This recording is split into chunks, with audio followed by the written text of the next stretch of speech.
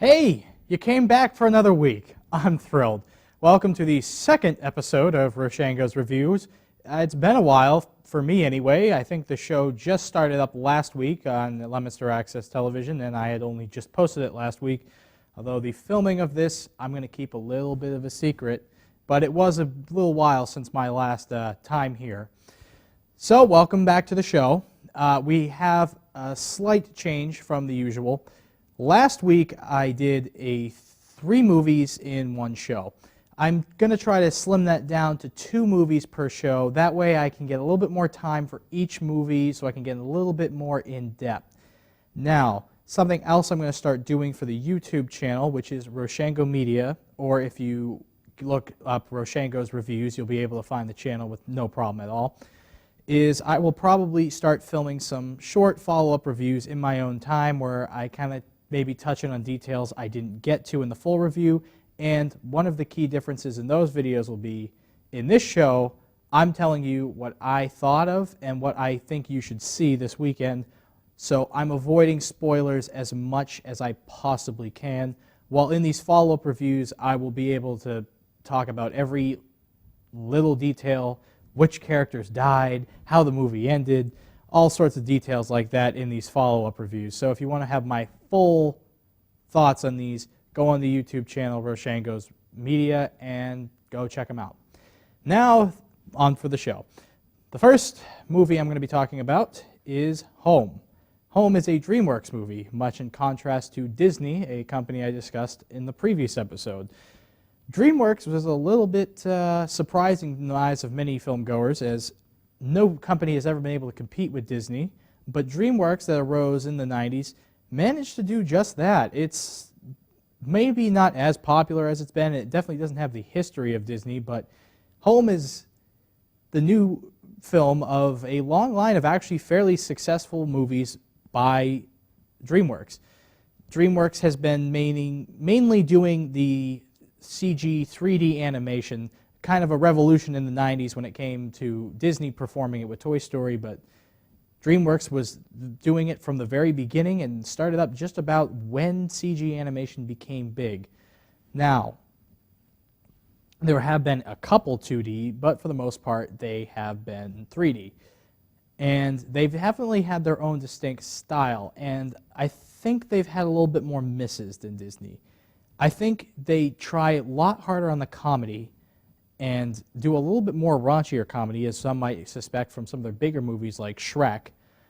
But sometimes it's high risk, high reward. Sometimes they make a very good quality product. At the same time, they can also make a bomb. What's this one? I was not a big fan of Home, to be honest. And before I get going, and I know a lot of you have a mentality. That mentality is, oh, it's for kids. I think that mentality is stupid. If I think a movie sucks, why should it make a difference if it's for kids? You look at that and you say, oh, it's supposed to suck, you know, because it's for kids. Do you have that mentality on anything else? Is everything that's supposed to be for kids supposed to be terrible? The Lion King was fantastic. Frozen, that just came out a few years ago, was fantastic. How to Train Your Dragon was fantastic. They were all for kids, and they were spectacular movies. I just think a lot of movies should be held to a higher standard, especially movies for kids. Now, what made this one not really work for me? Well, I might have mentioned before they like to try a little bit more comedy in DreamWorks movies, and for starters, they wanted to do comedy, and they wanted to do drama, and they couldn't really figure out a way to make them both work in this. The drama sort of starts to kill the comedy, and the comedy sort of starts to kill the drama at some point. It was a mesh that didn't really work well. I'll reference Frozen again, the hit smash of 2013. Frozen wasn't the funniest movie I ever saw. It definitely had some comedy, but it knew where its focus was. It had a lot of focus in the drama of the characters. In Home, they want to do that, but they want to be funny at the same time, and you can definitely do both, but they're trying to figure out what each scene really is. And part of the problem kind of goes down to the voice actors. Jim Partons and the singer Rihanna. Partons you might have heard of, and he plays Sheldon in The Big Bang Theory, a show I've actually really enjoyed as a sitcom. I found it to be a lot more different and a lot more entertaining than most other sitcoms today. A lot of sitcoms today have a lot of predictable sexual comedy. Big Bang Theory, although has that, the geek thing that they do has never been done before, and I get why some people don't like it, as I think the newer seasons aren't quite up to par with some of the older ones, but it's still a fantastic show, and Jim Parton has won many Emmys for his incredible role of Sheldon Cooper, which some might find a little offensive, some find him hilarious, and he plays the quirkiness of Sheldon Cooper fantastic, and that's kind of the problem in this movie. He plays the main character, O. He's called O for actually one of the scenes I had in the movie I thought was a little bit funnier. In that scene, he basically says his name is O because that's what his friends call him. The reason why they call him O is because when he sees them, they all can just sigh and go, oh. I thought that was funny. But the problem with Jim Parton's in this movie is he's kind of playing Sheldon Cooper, but kind of not. It feels like the people who casted him wanted to write a movie specifically to be a child-friendly Big Bang Theory, and it just didn't work right. Instead of a human being not understanding social norms, it was an alien not understanding Earth. But it was basically the quirkiness, but without the emotional distance, and some of the understanding was kind of confusing. That was the big problem with that as well, is he understood a lot of things on Earth. He understood how to make a rocket ship out of a car using basic materials, and he understood what some drinks were, what foods were, understood what houses were, understood what a lot of stuff was. And then at the same time, they thought, or not just but his whole race thought a tire was like a shirt or a hula hoop. I can't quite remember, but a traffic cone was a crown or a hat. It was kind of funny to a degree, but it just seemed like they weren't sure what they were going to do with this. It was this kind of mixed reaction. I think you either have to go all in and say they know what all this stuff is on Earth, or they have absolutely no clue what they're doing, which might have come off a little funnier, I should say. And the comedy really didn't work because I don't know if they tried that hard to tell jokes. It didn't feel that way. The ones that they did tell just kind of fell flat. And, I think, you might be thinking, oh, well, you're not a kid. It wasn't meant for you. I don't know. I was in the theater with quite a few kids, and I don't think I heard a laugh out of a single child in the theater. So I thought back to when I was a kid and thought, would I have enjoyed this more if I was younger? And the answer kind of remains is no. There were jokes were falling flat, and some of the jokes just didn't even feel like they were trying to tell a joke. And then there was just confusion all around when it came to these items as well, when it came to some of these jokes not working. There's a scene where they determine, the aliens do anyway, determine what items on Earth they can use and not use.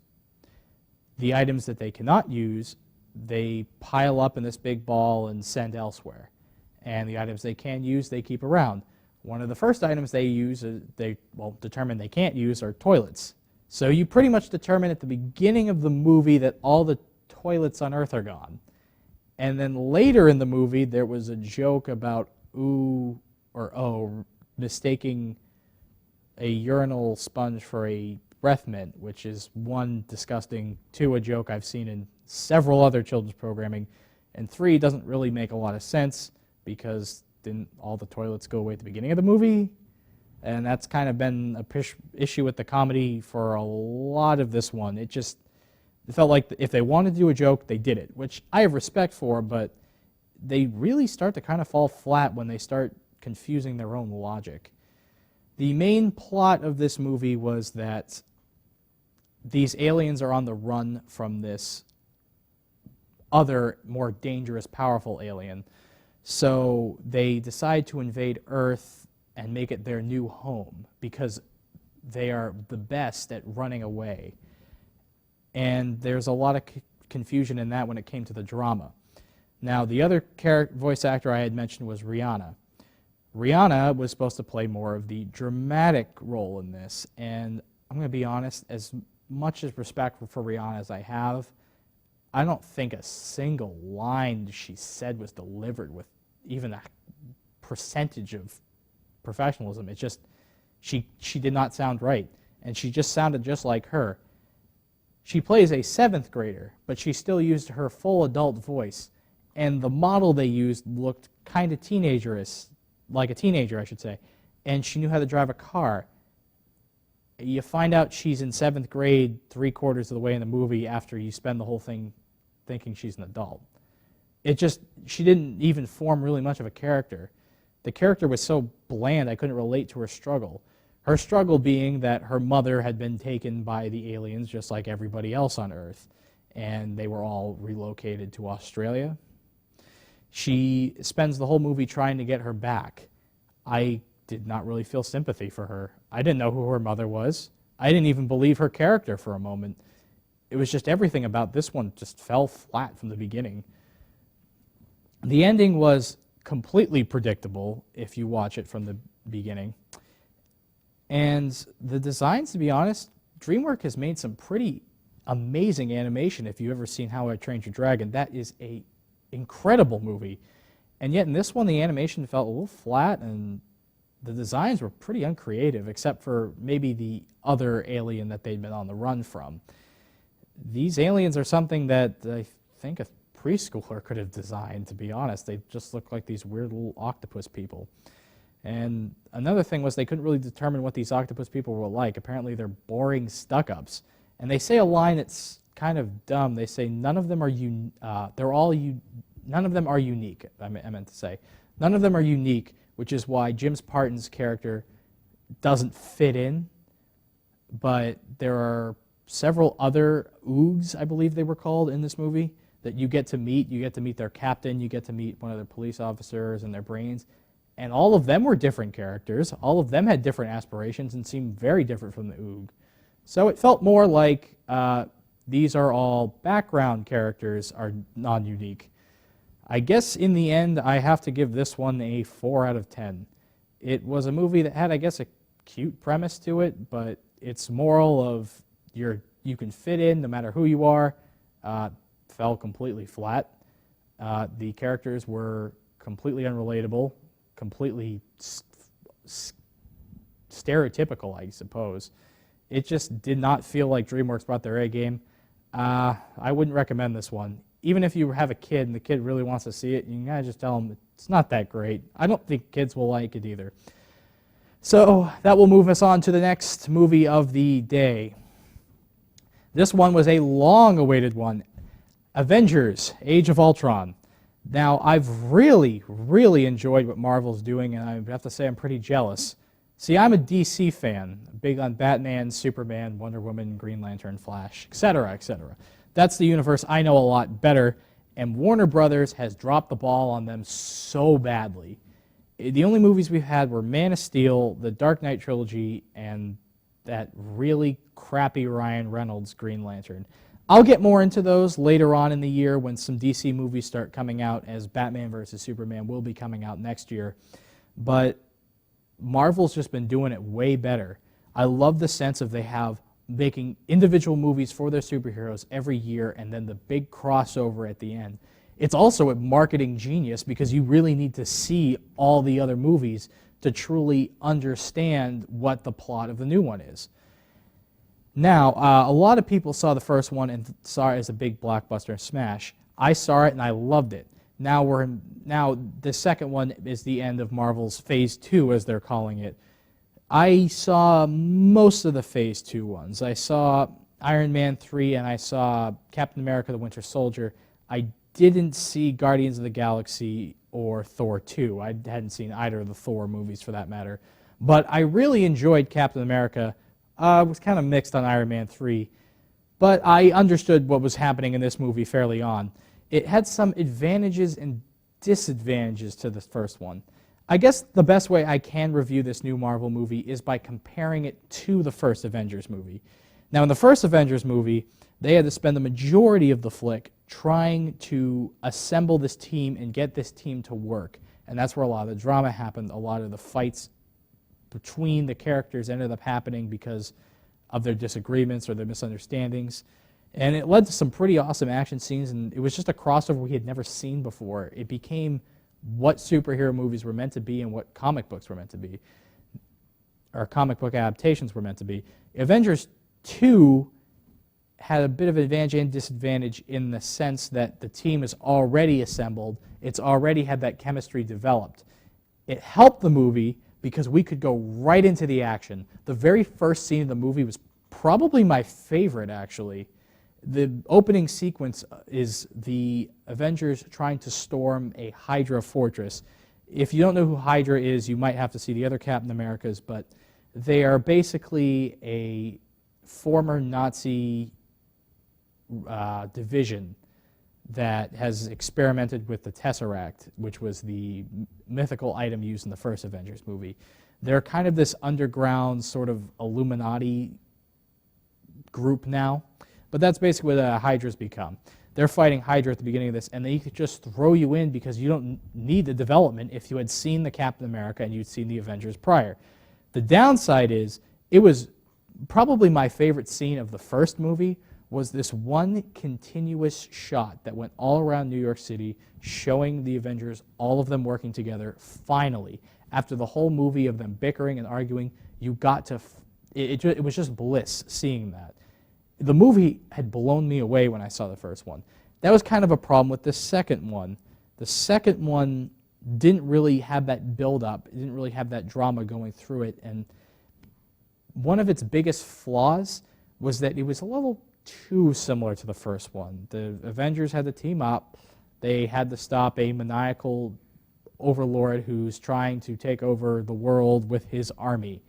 And Ultron is the villain in this one. Loki was the villain in the second one.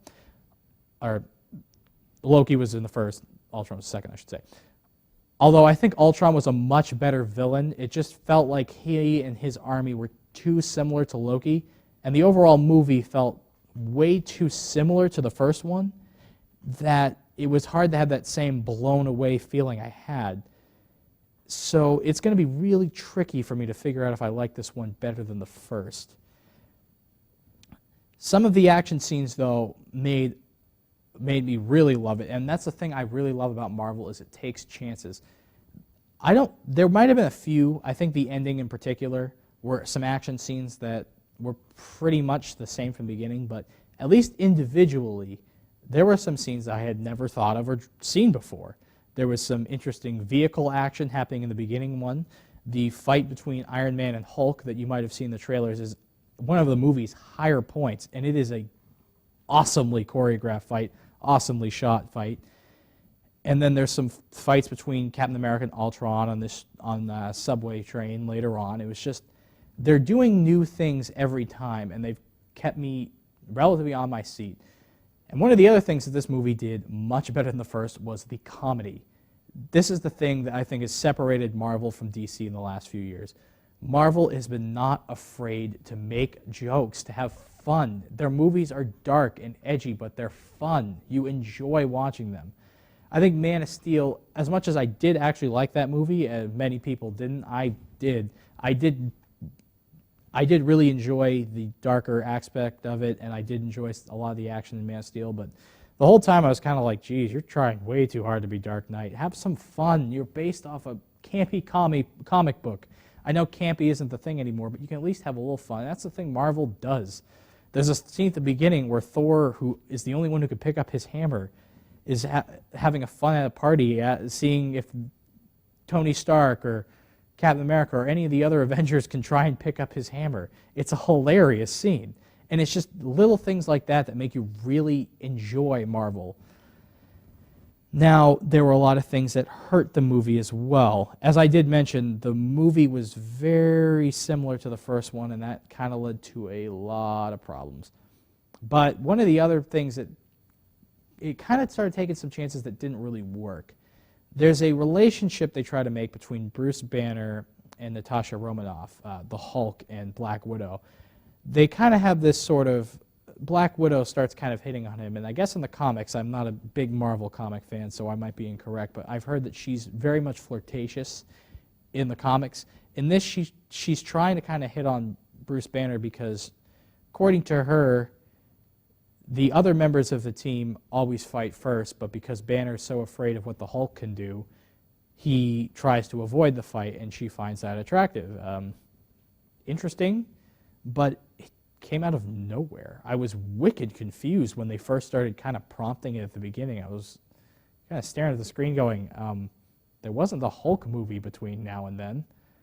Black Widow appeared in Captain America, but she didn't really seem to show any love interest then, and there was definitely no love interest between Banner and Natasha in the first Avengers. Where is this coming from? I guess it's one of those classic, oh, it happened off-screen moments. They try to make it work, and I mean, there was a couple scenes I thought were nice, but the movie really could have done without it.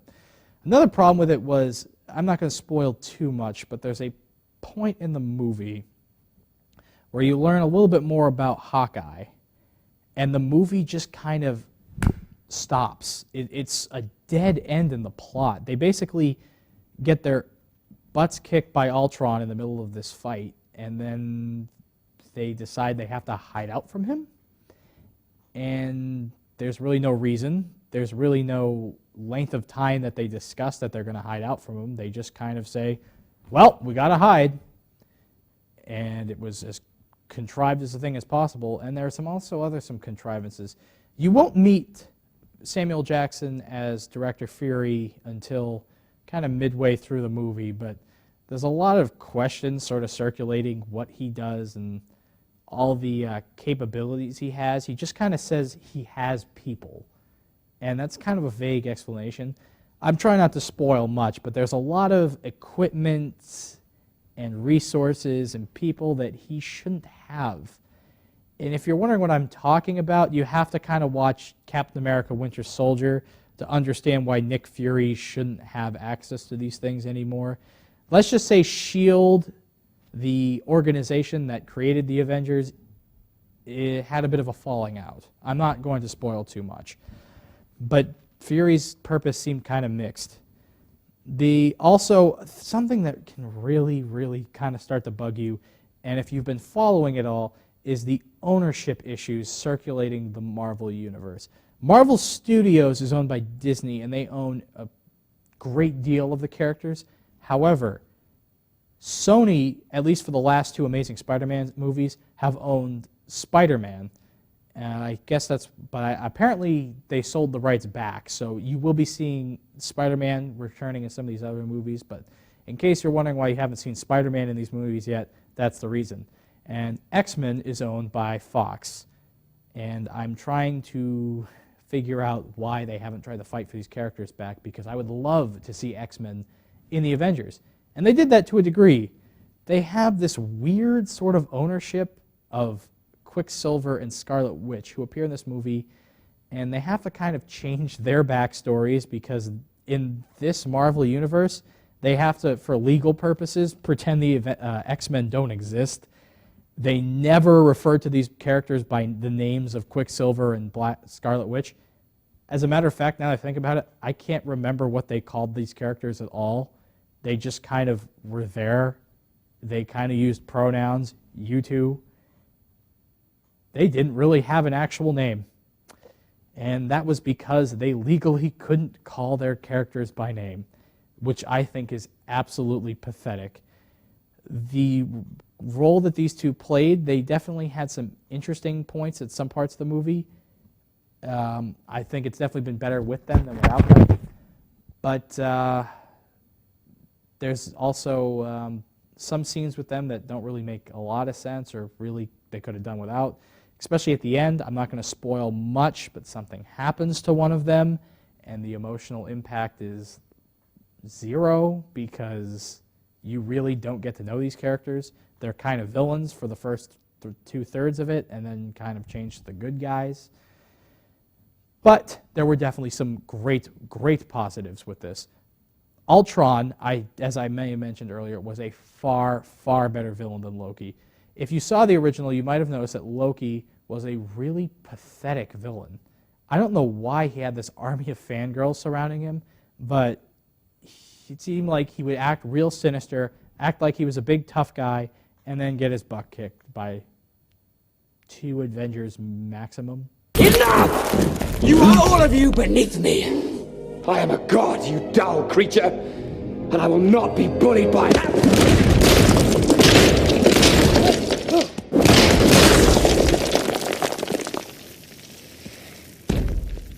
Puny god.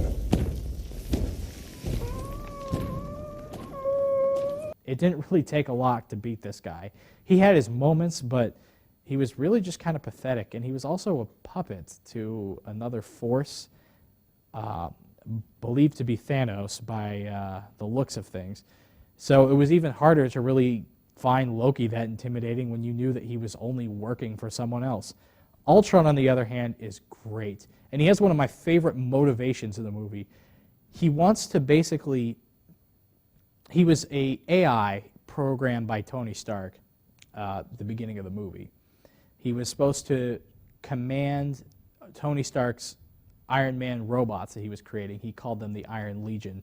The Iron Legion were having a problem because they were basically Iron Man suits being controlled by an AI that weren't really very effective. He wanted an intelligent AI that could control all of them at once so that they could protect the Earth easier. And he strives to do this because he believes it's the necessary step to stop another invasion like the one at the beginning of the first, or the end of the first Avengers movie. Ultron has one of my favorite motivations, that is this.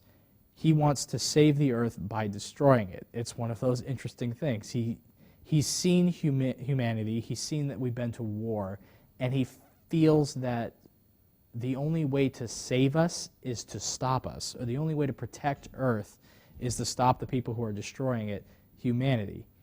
And I've always thought that is kind of an interesting sort of morality issue, and they never really delved into too much in this, but I have seen in other forms of media where, is it right to enslave us if it means protecting us? And it's worked fairly well. I think Ultron is the one thing I will say that made this one better than the first one. I'm giving this one an 8.5 out of 10. Now, the reason I'm doing this is I really, really wanted to give it a 9, but I felt like it was just too similar to the first one. But I do think that with Ultron being in it, some of the new and interesting fights that they have, it was probably better than the first one, even if it didn't hit me as hard as the first one. But that's kind of because I saw the same movie again. Should you see it? Definitely. You've probably seen it already. These Marvel movies are selling like hotcakes, and they have a whole new lineup for Phase 3 that I'm excited for. And with that, I hope you have an excellent day, weekend at the movies. I'm Roshango, signing off. Have a good night.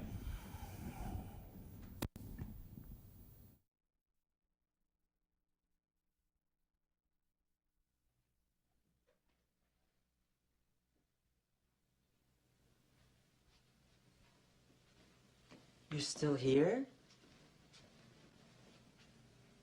It's over. Go home. Go.